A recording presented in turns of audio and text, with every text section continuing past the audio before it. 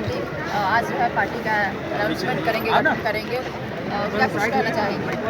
बिल्कुल, ये एक बिहार के बदलाव की लड़ाई लड़ रहे हैं, ये अपने हक और हिस्सेदारी की लड़ाई लड़ रहे हैं ताकि आने वाले समय में हमारे आबादी के हिसाब से हमारी हिस्सेदारी मिले और जो 90% के समाज है जो आज भी वंचित और शोषित है उनको हमेशा विकास से दूर रखा गया, तो उनका जो सत्ता में भागीदारी है वो मिले, राजनीतिक में हिस्सेदारी है वो मिले।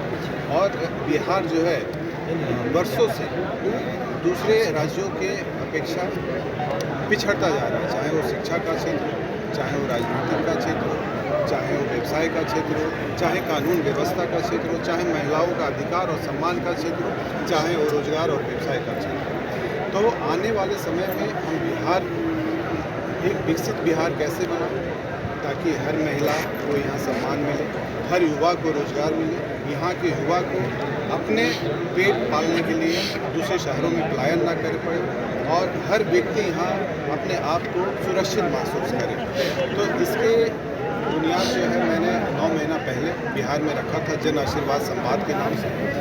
पिछले 1 सालों में मैंने बिहार के अलग अलग जिलों में दौरा किया, लोगों से समझने की कोशिश की कि आखिर हमारा समाज इतना पिछड़ा हुआ समाज क्यों है और हमारा ये जो 90% का समाज है आज भी वंचित और शोषित क्यों है और हमारा जो बिहार इतना पिछड़ता हुआ बिहार क्यों रहा। तो जब लोगों से मैंने मिला नया लड़का को भेजा, तीनों को कॉल करके भेजे, सर बस पूरा भीड़ लगा कि बिहार में अब एक नया विकल्प की जरूरत है, सब हमारे समाज को बिहार अब बदलाव चाहती है, बिना बदलाव को बिहार विकास। तो क्या बिहार में आज नई पार्टी का उदय हो चुका है? हो चुका है ना, मैंने तो किया और इसका प्रेस कॉन्फ्रेंस बहुत जल्दी 10 पार्टियों क्या नाम सर आप अपने मुंह से अभी तक अपने नाम का आपने ऐलान नहीं किया? जी नाम का ऐलान मैं उसी दिन करूंगा, लेकिन नई पार्टी का घोषणा मैंने कर दिया है और घोषणा मतलब पार्टी का ऐलान इसलिए नहीं किया क्योंकि 10 पार्टियों के साथ मैं इसका प्रेस कॉन्फ्रेंस करने वाला हूँ। जैसे 2 पार्टी का मैंने आज आपको नाम भी बताया कि जो देश की सबसे बड़ी जनता पार्टी है और जो जगदेव बाबू का जो ओरिजिनल पार्टी है शोषित समाजदल, ये 2 पार्टी का मेरे साथ थे मंच पे और बाकी का जो 8 पार्टी है जो मैं अगला हफ्ता या 10 दिन में मैं प्रेस कॉन्फ्रेंस करने वाला हूँ, उस दिन मैं अपनी पार्टी का नाम भी घोषणा करूंगा।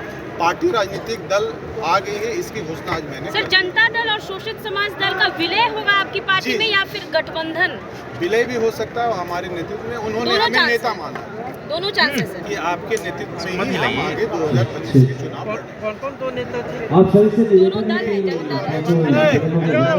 10 मिनट बीच में खाना का व्यवस्था करके सभी लोग खाना लेके जाएंगे, 10 मिनट बीच में जाए और अपना खाना का पैकेट ले 10 मिनट बीच। भूपेंद्र कुशवाहा जी की पहले पार्टी है आरएलएल को अपना नेता मानता है, लेकिन नई पार्टी की आवश्यकता क्यों नहीं, देखिए पार्टी की आवश्यकता तो वर्षों से थी, अगर वर्षों से नहीं होती तो हमारा समाज आज राजनीतिक के क्षेत्र में इतना हस्तक्षेप नहीं चाहता, क्योंकि आज हमारे समाज को ना तो सत्ता में भागीदारी मिल रही है, ना तो राजनीति में अपनी हिस्सेदारी मिल रही है। इसलिए नई पार्टी की जरूरत थी और ये बिहार के लोग, हमारे समाज के लोग ही बोले कि जब तक बिहार में नया विकल्प नहीं आएगा, हमारे समाज को नया नेतृत्व करने वाला नहीं मिलेगा, जब तक ना तो हमारे समाज को उसका हक और हिस्सेदारी मिलेगी, ना ही तो बिहार में बदलाव आएगा। आपने कहा था प्रेस कॉन्फ्रेंस में कि ये बापू सभागार में जो रैली होगी वो एक इतिहास रचेगी, क्या आज की भीड़ के देख आपको क्या लगता है? बिल्कुल, ये देख रहे हैं कि एक एक जो व्यक्ति थे यहाँ पे लाखों व्यक्ति के बराबर थे और कुछ आज के रैली में आने का बहुत सारे प्रशासन ने बाधाएं भी डाले हैं। वो हमेशा होता है क्योंकि हम लोग सरकार में नहीं है, हमें टाइमिंग का उतना पता नहीं है। अब जैसे 6 बजे के बाद कोई भी बस को एंट्री करने के लिए नहीं दी, तो जो हमारे समाज के लोग रात में नहीं निकल पाए वो सुबह में निकले, तो वैसे करीब 142 बस जो है वो हमारी पटना नहीं आ पाए। मैं किसी सरकार का ये नहीं करूँगा कि हाँ भाई हमारा रैली में कम भीड़ आए या लाखों का जो हम बोले थे तो हम सरकार के ऊपर ठोक दें, ये हमें पता था कि होगा, लेकिन इतने बड़े लेवल पे हमारी गाड़ी रोकी जाएगी टाइमिंग के हिसाब से। गाड़ियों पे फाइन भी किया गया, चालान भी काटा गया, रोका भी गया, बैरियर भी लगाया गया, तो वो सब एक बात की बात है, हम अभी उसकी बात नहीं करेंगे।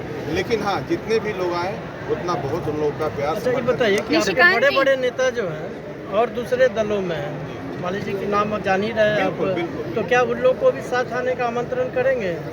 वो अगर हमारे विचारधारा के साथ, लोग क्या है कि लोग अपना स्वार्थ हम तो करेंगे, लेकिन लोग जो है हमारे समाज के नेता हो गए या किसी भी समाज के नेता हो गए, जो भी यहाँ पे राजनीति कर रहे हैं वो खुद के स्वार्थ के लिए कर रहे हैं, ना कि जनता के स्वार्थ के लिए कर रहे हैं। अगर जनता के स्वार्थ के लिए करते तो कोई भी राजनीतिक दल में ज्वाइन करके सेवा नहीं करते। और इसका इतिहास गवाह है। अगर आज हमारे समाज का इतना बुरी स्थिति है या हमारे समाज के भाइयों की हत्या हो रही, कोई भी नेता या सरकार या हमारे समाज का नेता इसका मुद्दा उठाने वाले नहीं। इसलिए हमें ताकत दिखाने की ज़रूरत है, इसलिए हमें नया विकल्प देने की ज़रूरत है, इसलिए नई पार्टी की ज़रूरत पड़ी और इसलिए लोगों के बातों को सर आंखों पे रखते हुए हमने नई पार्टी की घोषणा। कुशवाहा समाज के लिए क्या ये रहेगा संदेश निशिकांत जी, कुछ बड़े चेहरे थे जो शुरुआती दौर में आपके साथ दिखे, आज कई चेहरे नहीं दिखे, क्या वजह जी रही? मैडम, ये बहुत अच्छा सवाल किया। इससे पहले ही आपका सवाल का जवाब मैंने दे दिया कि जो भी लोग यहाँ पे राजनीति में आए हैं अपने स्वार्थ के लिए आए हैं। जो कदम मैंने उठाया है एक किसी साधारण व्यक्ति की हिम्मत की बात नहीं है, क्योंकि हर कोई ये त्याग नहीं कर सकता, ये समर्पण नहीं कर सकता, अपना परिवार को नहीं छोड़ सकता, अपना व्यापार को नहीं छोड़ सकता, अपने फैमिली को नहीं छोड़ सकता, अपने बच्चे को नहीं छोड़ सकता, क्योंकि नई पार्टी बनाने और लड़ाई लड़ने के लिए आपको बहुत कुछ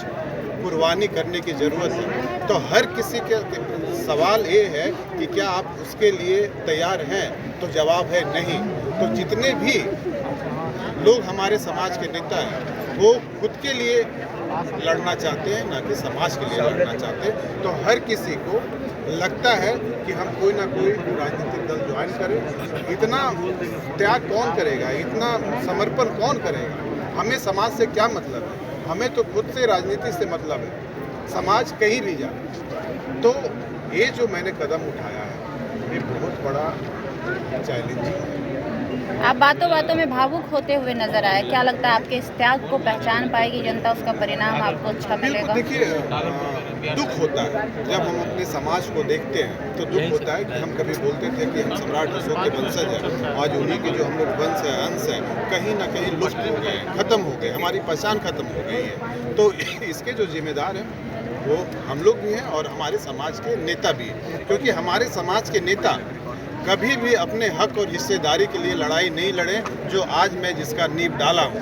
ये सच है कि 90% में या कुशवाहा समाज में जगदेव बाबू के जाने के बाद कोई भी समाज के हक के लिए 90% शोषित वंचित लोगों के लिए लड़ाई लड़ने के लिए तैयार नहीं हुए, सब अपने अपनी राजनीति किए।